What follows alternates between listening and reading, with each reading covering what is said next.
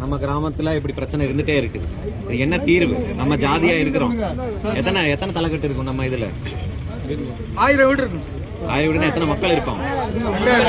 2000 வீடு இருக்கு சார். 10,000 பேர் குடியிருக்கு சார். இத்தனை ஸ்ட்ரென்த்தோட இருக்கிறோம். இருந்தாலும் இந்த ஜாதியை இப்படிதான் நடத்துறாங்கன்னா நம்ம இதுக்கு என்ன தீர்வு? ஒரு தீர்வே கிடைக்கலையே சார். என்ன தீர்வு பண்ணணும்னு நினைக்கிறீங்க? எப்படி ஒன்று எந்த கொடையில ஒன்றுபடணும். சமுதாயமா தானே இருக்கிறோம், ஜாதியா தானே இருக்கிறோம். பிளவுபட்டு கிடக்கிறனாலதான் இந்த பிரச்சனை. என்னவா பிளவுபட்டு கிடக்குறீங்க? அரசியல் ரீதியாகவும் சமுதாய ரீதியாகவும். எல்லாம் எந்த கட்சியில இருக்கிறீங்க? அதெல்லாம் எப்படி சொல்றீங்க? எல்லாமே பல கட்சியில இருக்காங்க. எந்த கட்சி வந்து போராடுறீங்க? நீங்க கேளுங்க. நம்மளுக்கு இருக்கிற ஒரே பாதுகாப்பு சமுதாயமா ஒன்று கூடுறதுதான். சமுதாயமானா வெறும் ஜாதியா தான் நம்ம பல ஆயிரம் வருஷமா இருக்கிறோம். ஆனா ஜாதி ஒரு கொடையின் கீழே ஒன்று கூட்டினா மட்டும்தான் இந்த மாதிரி நடக்காம இருக்கும். இதே வந்து திருநெல்வேலியில இப்படி ஒரு ஊருக்குள்ள எப்படி 2000 பேர் இருக்கிற ஊருக்குள்ள வந்து கேச போட்டுலாம் போயிட மாட்டாங்க. விருதுநகர்ல வந்து போட்டுட்டு போயிட முடியாது. தென்காசியில போட்டுட்டு போயிட முடியாது. அங்கே இதே போல ஊரு இருக்குது. அங்கே வந்து தேவேந்திரக்குள்ள இதே போலீஸ் இதே புத்தி தான் இருக்கிறான் அவனும். இங்க எந்த போலீஸ்காரன் எந்த ஜாதியில இருக்கிறானோ அதே ஜாதிக்காரன் தான் அங்கேயும் இருக்கிறான் ஆபீசரா.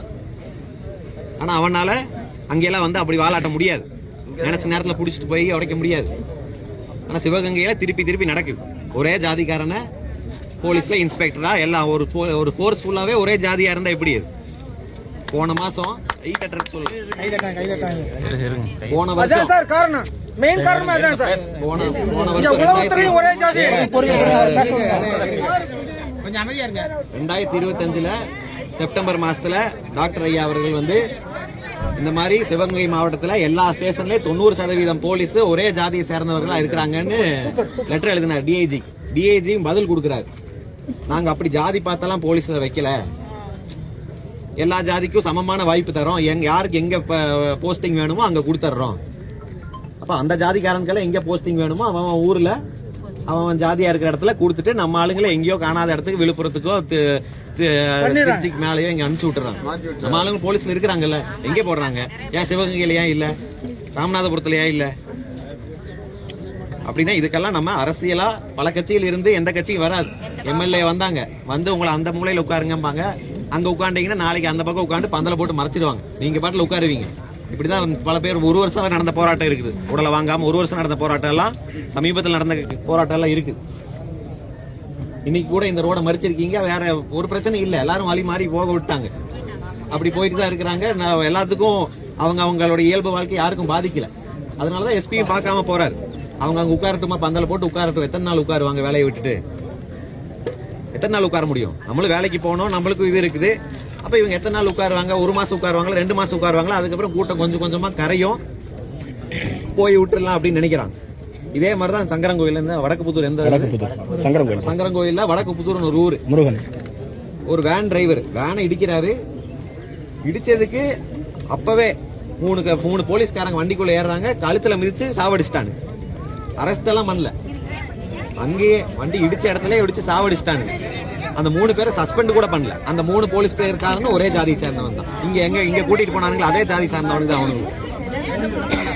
இந்த 3 பேர் யாருன்னு கூட வெளியில சொன்னாங்க. 3 பேர் யாருன்னு கூட வரல. இதுக்கும் வீடியோ இருக்குது, எல்லாம் டிவிலே வந்துருச்சு. காலில் மிதிச்சு கொள்ற வீடியோ வந்துருச்சு. அப்ப நம்ம இதுக்கெல்லாம் ஒரே தீர்வு. இங்க வந்து அரசியல் பேசுறதுக்காக வரல, ஆனா இதை தாண்டி பேசுறதுக்கு நம்ம இங்க வந்து வீரவசனம் பேசிட்டு போய் அவங்களை கைது பண்ணணும்னு சொல்லலாம்.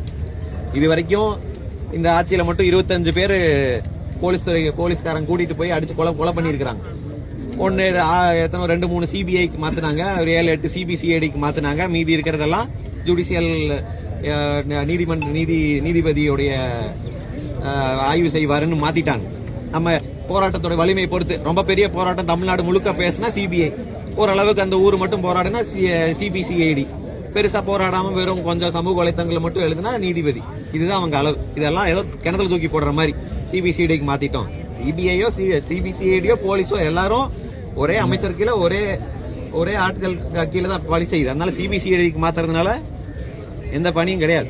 குறைந்தபட்சம் சிபிஐக்காவது மாத்தணுங்கிறது தான் நம்ம கோரிக்கை. அப்படியே சிபிஐக்கு மாத்தி எப்போ போன ஆட்சியில அந்த ஜெயராஜ் பீலிக்ஸ்னு 2 பேரை கொண்டாங்க, சாத்தாங்குளத்தில் அடிச்சு கொண்டாங்க. அந்த கேஸ் சிபிஐக்கே இன்னைக்கு வரைக்கும் வரல. எத்தனை பேர் இந்த போலீஸ்காரங்க அடிச்சு கொண்டிருக்காங்க. ஒரு போலீஸ்காரனை கூட இது வரைக்கும் இந்த நாட்டுல தண்டிச்சது கிடையாது. தமிழ்நாட்டுல அவன் பாட்டுல அடிச்சு கொள்ளுவான். அதை அடிச்சு கொள்றதுன்னா சாதாரண மக்கள் நம்மள தானே அடிச்சு கொள்றான். ஒரு பக்கம் வெட்டுறது நம்ம ஜாதி வெறியில இருந்து நம்மள தான் வெட்டுறான். அவனை போலீஸ்காரன் பாதுகாத்துக்கிறான். இந்த பக்கம் போலீஸ்காரன் கையிலேயே நம்ம தான் அடிபட்டு சாக வேண்டியதா இருக்கு. அப்போ இந்த பல கட்சிகள் இருக்கிறதுனால நம்மளுக்கு எந்த பயனும் கிடையாது. இவ்வளவு பெரிய ஊரு, இவ்வளவு பெரிய ஸ்ட்ரென்த் இருக்கும்போது இங்க ஒரு கட்சி இல்லாம நம்ம ஜாதியா வந்து என்னைக்காவது உட்காந்து போனா அது ஈஸியா அவன் கலைச்சு விட்டுருவான். நாளைக்கு இந்த மாதிரி எத்தனையோ போராட்டங்களை நாம போய் பேசி இருக்கிறோம். இப்போ முதல்ல ஒரு வாரம் விட்டுருவான், அந்த மக்களோட உணர்ச்சியோட இருப்பாங்க போராட்டமேன்னு. நாளைக்கு இந்த ஊருக்குள்ளேயே இருக்கிற ஆட்களை வச்சு கட்சிக்காரங்களை வச்சு கொஞ்சம் கொஞ்சமா கலைப்பாங்க. பார்த்துட்டு தான் இருக்கிறோம். கொஞ்சம் கொஞ்சமா கலைச்சு அப்ப அப்படியே ஊருக்கு போவாங்க. 500 பேரா இருக்கிறது 100 மாறும், 100 இருக்கிறது 50 மாறும்.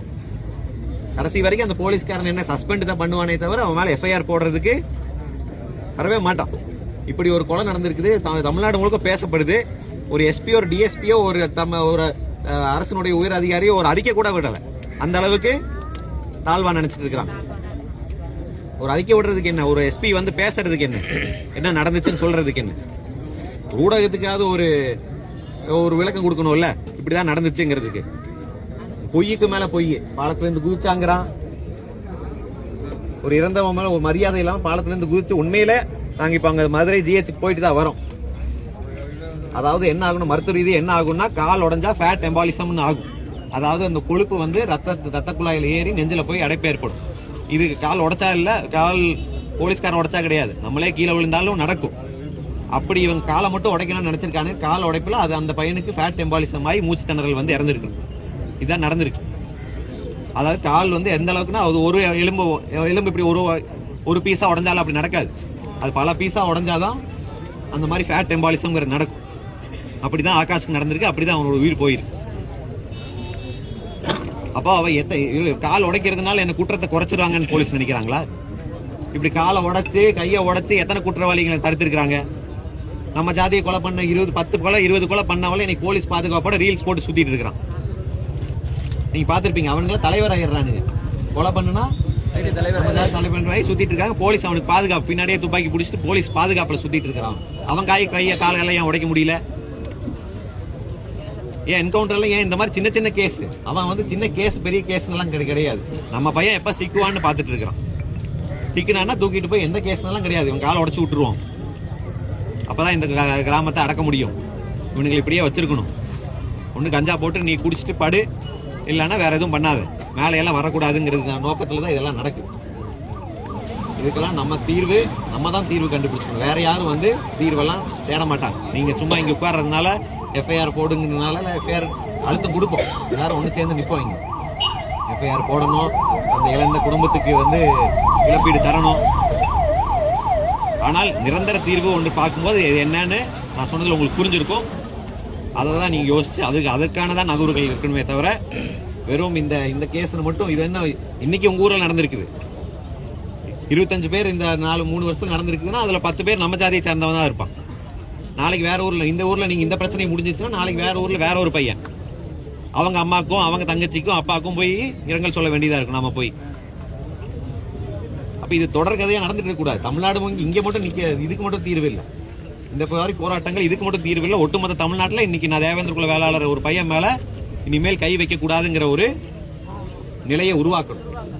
எல்லா ஒரே ஜாதியை சேர்ந்தவங்க ஒரே போலீஸ் ஸ்டேஷன்ல ஏதோ ஜாதிக்கு பொறுக்கி சங்கம் நடத்துற மாதிரி போலீஸ் ஸ்டேஷனை மாற்றும். அது குறிப்பா இந்த சிவகங்கை மாவட்டத்துல திருப்பி மீண்டும் நடக்குது. அந்த அஜித்ங்கிற பையன் இப்பதான் சேர்த்தாங்க. அது அவ்வளவு பெரிய இஷ்யூ ஆச்சு. அப்ப கூட ஒரு பயம் இல்லை இந்த மாதிரி திருப்பி அடிக்க கூடாதுங்கிற. அதே மாதிரி ஒரு ஸ்பெஷல் டீம் அதே மாதிரி கூட்டி கொண்டு போய் அடிச்சிருக்காங்க. அதே டீம்னாலும் அதே ஜாதி தானே, அங்கேயும் அதே ஜாதி தான். ஆனா இறந்தவர் வேற ஜாதி, இங்கே இறந்தவர் நம்ம ஜாதி. ஆனா பண்ணுறது எல்லாமே ஒரே ஜாதி தான். போலீஸா இல்ல என்னது, யாரு கண்ட்ரோல்? எஸ்பி ஐபிஎஸ் படிச்சுட்டு வந்து யாரு கண்ட்ரோல்? ஜாதி கண்ட்ரோல் இருக்கிறதுக்கு ஐபிஎஸ் படிச்சுட்டு வந்திருக்காங்க. இங்க இருக்கிற எஸ்பிக்கு தெரியாதா? டிஎஸ்பிக்கு தெரியாதா? ஐபிஎஸ் படிச்சுட்டு வந்து ஐஏஎஸ் படிச்சுட்டு வந்து ஒரு ஜாதி கூட்டத்தின் கையில ஜாதி கயிறு சொல்றாங்க.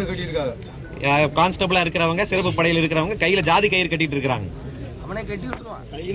ஜாதி கயிறு வாகனத்துல அந்த அடையாளம். இப்படி இதுதான் போலீஸ் இருக்கிற லட்சணமா? ஒரு எஸ்பிக்கு இதெல்லாம் தெரியாதா? அவனுக்கு பிள்ளைகளை காமிக்க சொல்லுங்க, வெட்டி முன்னு காமிக்க சொல்லுங்க. அதனால இதற்கு தீர்வு நம்ம ஒன்றா நிக்க வேண்டும். ஒரு அடையாளத்தின் கீழே, ஒரு தலைமையின் கீழே நில்லுங்க. நம்ம இது போன்ற இனிமேல் நடக்கக்கூடாது. ஆகாஷ் மட்டும் கிடையாது, ஆகாஷ் போன்ற ஒவ்வொரு இளைஞர்களுக்கும். ஏன்னா இவங்க கொண்டு போய் சாவடிக்கிறவங்களுக்கெல்லாம் ஏதோ 60 வயசு 70 வயசு கிடையாது. லிஸ்ட் எடுத்து பார்த்தீங்கன்னா எல்லாரும் 25 வயசு 24 வயசு 30 வயசு 40 வயசுக்குள்ளதான். இதெல்லாம் சாகிற வயசு கிடையாது. இவங்க போய் அடிச்சு சாவடிக்காம இது நடக்கல. அதனால இதுக்கு நிரந்தர தீர்வு காண வேண்டும். அதுக்கு புதிய தமிழன் கட்சி என்றைக்கும் இந்த மக்களுக்கு துணையாக இருக்கும். நம்ம இது நியாயம் கிடைக்கிற வரைக்கும் நம்ம போராடி கொண்டு தான் இருப்போம்.